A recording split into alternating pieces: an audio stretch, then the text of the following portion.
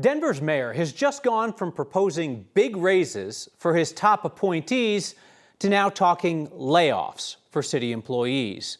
Mayor Mike Johnston insisted in an interview with Next today that it is not his spending on migrants and the homelessness crisis that has Denver now facing a budget gap. We have some hard numbers on Denver's anticipated finances. The city says it needs to trim $50 million from the budget for this year and then another $200 million next year. Today, Mayor Johnston announced 15,000 city employees will be furloughed on a tiered system. The lowest paid employees will have 2 days off without pay. Highest paid employees in the city will have 7 unpaid days this year. Some of those employees could get laid off next year. And yes, we will have to look at layoffs. We do not envision a scenario where it's possible to right-size this budget without that impact on personnel. I shared that with our employees this morning. The mayor blames a lack of sales tax revenue as the national economic outlook worsens. When our Marshall Zallinger sat down with the mayor after his budget announcement this morning, we pressed him about asking for big raises for 12 highly paid cabinet members a few weeks ago, city attorney, head of the airport and such, while they were also quietly planning furloughs for city workers. What does that say about your values and priorities? Yeah, what it explains is that our values are about fairness. What happens right now is every year 15,000 city employees get annual increases of their cost of living, of merit. We do an evaluation each year. Are you paid the right amount for your job based on other comparables in the rest of the city? Because of an old structure in the city charter, only 12 employees never get that. So they don't ever get increases, they don't get adjustments for their market, they are not paid at the market rate of their job. If that were a different city employee, I would be sued for that inequity. Do you regret any of the spending on migrant and homelessness, or was that worth it even though we now are talking furloughs and city services getting cut? Yeah, I don't regret it. They were worth it, and they are not the thing that is driving the gap in the budget right now. So I mentioned this earlier, but those two expenditures together, homelessness and migrants, when you look at our general fund expenditure, are about $2 million more in 2025 than they were in 2023. So homeless investments are going up, migrants investments are going down, but net they're about a $2-3 million difference. That is not the creation of a $200 million hole. A $2 million change from 23 to 25, but what's the number? From 73 million in 23 to about 76 million in 25. I haven't heard any ownership though. Like you spent 76 million on migrant and homelessness from the general fund.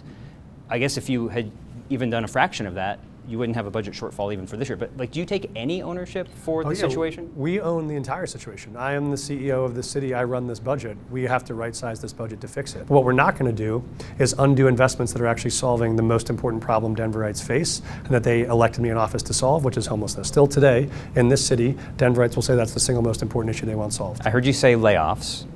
Does a layoff mean someone who currently has a job at the city of Denver could be fired? Yes. But the condition we are in right now is sales tax is too flat, revenues and expenses are too high. We have to right-size. That will require laying people off. And that would be not just So let's talk about the money the city will continue to spend. $70 million for the land for the new women's soccer stadium and infrastructure improvements around that. So how does that work? Johnston defended that today in multiple ways. One, saying it's money that can only be used for capital purposes, not city services or employee pay. Second, he said making investments like that in the city create jobs and get sales tax money flowing. And I know you're going to say, Kyle, why not let the rich people who are bringing the team to town and building the stadium pay for all that infrastructure too? Johnston said he wants the city to own the land in case the team moves decades from now, a la what we're seeing perhaps, not the team moving out of state perhaps, but just moving locations, kind of what we're seeing with the Broncos talking about. He wants to have that land. That's why he wants the money spent. There was hesitation on city council before, and it'll be curious to see whether there's more hesitation now about helping rich people build a stadium so that they can make more money when the city is in dire financial straits. He made a convincing case that the city also benefits from that situation, but point made, and obviously we have this discussion all the time. Yep. Wealthy owners of teams come in and say, we need public help. How about some money? All right, Marshall, thank you. Colorado's House delegation in Washington split on party lines over Republicans' budget bill that cuts Medicaid, food benefits in order to pay for tax cuts, military spending, and enforce immigration enforcement. That bill, which has now passed the House, is expected to increase the federal deficit by trillions. All of Colorado's House Republicans backed the bill. Every Colorado Democrat was opposed. The bill extends income tax cuts created during President Trump's first term and introduces some temporary tax breaks for tips and overtime wages. Those tax breaks are partially offset by phasing out Biden-era green energy tax credits and by cutting federal spending on food assistance and on health care. Some of the deepest spending cuts are to Medicaid, achieved by adding new work requirements for able-bodied adults without dependents and reducing Medicaid spending in states like Colorado that provide health coverage for low-income pregnant women and children, regardless of their immigration status.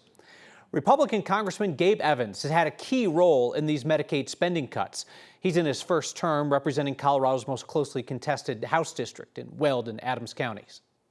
The Republican program increases Medicaid spending every single year. We're just going to be more efficient with it by cutting out that fraud, waste, and abuse, those 1.4 million illegal immigrants that the Congressional Budget Office says are currently receiving taxpayer benefits. The nonprofit Congressional Budget Office that Evans is citing there also estimates that his budget plan will leave 8.6 million people without health insurance by 2034. This week, Democratic Governor Jared Polis said Colorado does not have the money in the state budget to backfill Medicaid cuts. So if the Republican plan passes the Senate, Colorado will likely cut services. If you watch this program, you know that I often dress like a used car salesman, and tonight I'm going to sound like a car salesman. But if you're thinking about getting in the market for an EV, you might want to do it before Republicans gut tax credits. And there's other things happening in that marketplace as well. Our Spencer Soysher has that. The president calls this bill big and beautiful. It's probably going to decrease the rate at which we're selling electric vehicles. But it's not beautiful for anyone eyeing an electric vehicle. Now we're talking about potentially losing entirely $7,500 for those people in those cars who qualified. Matthew Groves is with the Colorado Automobile Dealers Association. He says if you're going to get an EV in Colorado, do it now. Absolutely. There's three factors behind that: tariff uncertainty, the expiring federal credit, and the decreasing state credit. If the bill goes through as is, the $7,500 federal credit would be gone at the end of the year. In Colorado, the state credit dropped from $5,000 down to $3,500 on January 1st. It'll continue to drop each year. The biggest decision in going combustion versus going electric is the price point, right? Electric vehicles have always been more expensive than the combustion counterparts. Grove says CATA has tracked about a 5% swing from electric to combustion. 31% of cars sold in the last 3 months of 2024 were EVs, compared to 26% for the first quarter of 2025. That drop is after the state credit decreased. Add in the federal change, and that's not a beautiful precursor for Democratic Governor Jared Polis's goal of getting 940,000 EVs on the road by 2030. Data right now shows there's about 183,000. The tax credits were designed to pull those prices into parity so that you could make a decision, sort of all things equal, an apples to apples decision. Apples to apples, EV or combustion, if you want a discount, better get hustling. We'd say get them while the money is there. I just heard back from the state, and Colorado does not plan to roll back the state EV tax credits at all, even if Congress does gut federal credits, but obviously a lot of things moving around here.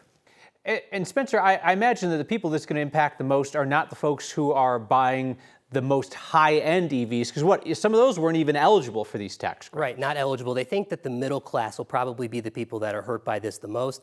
They're the ones who are not paying as much, or paying more for a car or paying less for a car, and they would have issues with that as well. All right, Spencer Soysher, thank you very much. A group of MAGA pastors in Colorado is preaching a misleading message. They claim Colorado's new civil rights protections for transgender people criminalizes their sermons. That's not true.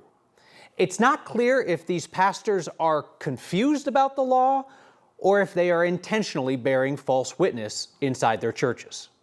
Jesus, we come before you today, and I'm not going to lie, Lord. But Pastor Chris Goebel of Ridgeline Community Church in Castle Rock was not telling the truth when he bragged that he was breaking the law by criticizing transgender people in his sermon. And what I've just said is now considered illegal under this law. He was part of an organized effort to preach against Colorado's new protections for trans people last Sunday. It was put together by a group of pastors who followed the teachings of President Donald Trump. I will not comply with any aspect of this abomination of a law. And so it's our Christian duty to refuse to comply with this law. We will not bow to tyranny. We will defy the tyrants, and we will obey King Jesus. The pastors and ministers that are anticipating martyrdom are going to be very disappointed because this statute does not apply to them. David Lane is Colorado's best-known free speech attorney. They have religious freedom rights. They can spout all the hate they want from the pulpit anytime, anywhere. Colorado's new protections for trans people allow for civil complaints to be filed if a place of public accommodation, like a business, hospital, or a school, refuses to use someone's chosen name. Churches are specifically exempt. It's written right there in Colorado law. They are protected, even if pastors try to convince their parishioners that they're risking arrest. They can threaten my job. They can threaten my freedom. That's not the case. If a preacher is preaching that the church's dogma is dead naming people, go for it. They can do whatever they want. Pastor Goebel did not respond to our request for comment today. We did reach an organizer of last Sunday's coordinated sermon campaign. When I asked him where they got the mistaken impression that the law applied to church sermons, he encouraged me to repent and find Jesus and declined to comment about what they're saying. They worry about their budget. I gave them the best outcome. Colorado ranchers say now it's time for the state to pay up for what wolves did on their land. And rather than just talking about the social issues facing young Coloradans, let's talk with young Coloradans about those challenges and their solutions. Next.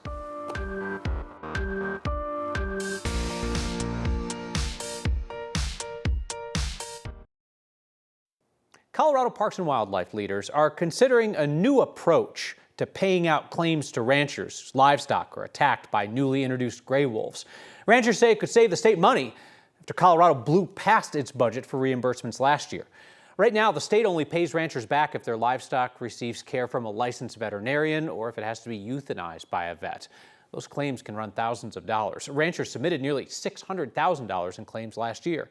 But at a meeting this month, CPW commissioners voted to consider new rules allowing ranchers to care for some of the injured livestock themselves instead of that more expensive vet care. That change was prompted by a rancher in Jackson County who nursed an injured yearling back to health under a vet's supervision. He's only asking for about $400 in compensation. Outcome for the cheapest amount. I saved the state money. I don't agree that I shouldn't be compensated for it. That could save the state money, especially during a rural vet shortage. But CPW says they need to come up with more guardrails specifying exactly how ranchers can recoup their own labor costs. Another beautiful spring day. In spite of the afternoon cloud cover, we just reached 80 degrees in Denver. And believe it or not, we're going to go warmer tomorrow. Also been tracking a little bit of wind along the Front Range, but overall, a good travel day on I-25 and I-70. A couple of little foothill showers trying to hold together, but not doing a great job. We're still in the mid-70s in downtown Denver and still almost 90 this hour in Grand Junction. Pretty gusty, winds increasing out of the south to about 35 miles per hour, all part of a weather system approaching Colorado for the weekend. We get one more mild, dry day tomorrow, and then afternoon thunderstorms return to the forecast. Heavy storms to the south of us, and there are a few showers to the north, so we're kind of in between. Still waiting to see if we're going to see an isolated shower or thunderstorm roll off the foothills late tonight. All the storms with hail and damaging wind will be in Oklahoma and Texas throughout the evening and early morning hours. It is possible we could see a storm maybe around 8 and 8:30 tonight east of Lyman. Shouldn't hold together and last very long. We get a sunny day tomorrow with, again, isolated chance of storms out on the far eastern plains. Mid-70s now. We drop into the 60s by about midnight. 7-day forecast includes the warmest day at Friday with 84 degrees. 70s with afternoon storms on Saturday. Isolated severe possible. Cool, cloudy on Sunday with rain showers. Monday, the holiday looks drier, but keep an eye to the sky after 2 o'clock. Probably a good idea to keep an eye out for storms on Tuesday as well. A lot of times people don't recognize that high schoolers are in it and they're living it. Absolutely. So let's talk to them about their ideas to solve some of the biggest problems in their lives. Hey, a reminder, next is streaming each weeknight, 6 p.m. on 9 News Plus. Download and watch for free on your TV. And next is a podcast, wherever you find those.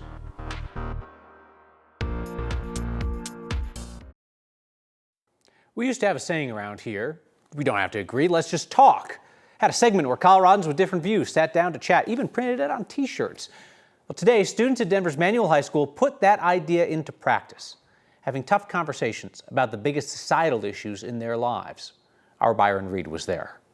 Once we get the go-ahead, we are basically just going to start talking about our topic. Speaking up creates change. Our presentations are expected to be around 9 minutes and 45 seconds to 10 minutes and 15 seconds. It's a plan that high schooler Zach Renfro doesn't want to keep quiet. A lot of times people don't recognize that high schoolers are in it and they're living it, so it's very important for them to have a voice. Renfro is a junior at Manual High School where they're trying to erase a stigma. So I think there's a lot of stigma out there that Manual's like ghetto or it's like not a good school, and I hope today proves that wrong and proves that it's a strong, loving, caring community. Because we don't fully understand the causes of violence. So the school started the Divine Cultures of Manual, a student-led event to discuss social challenges they see and how to solve them through a series of presentations. Whether it be mental health, genetics, the neighborhood itself, just learning about things that they want to learn about and that they find impactful for them.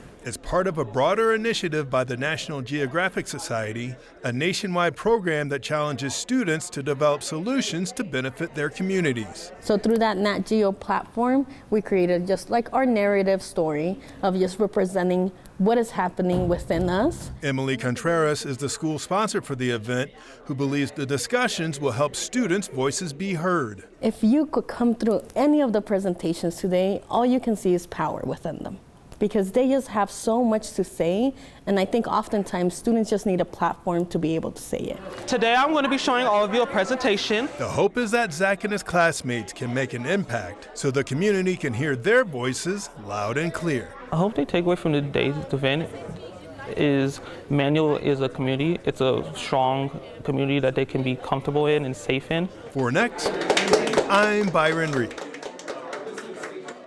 Good on them, leading the way. Marilyn's got feedback with that strong and healthy wrist of hers. It's good, everybody. She's back in action. And we're back with your feedback next.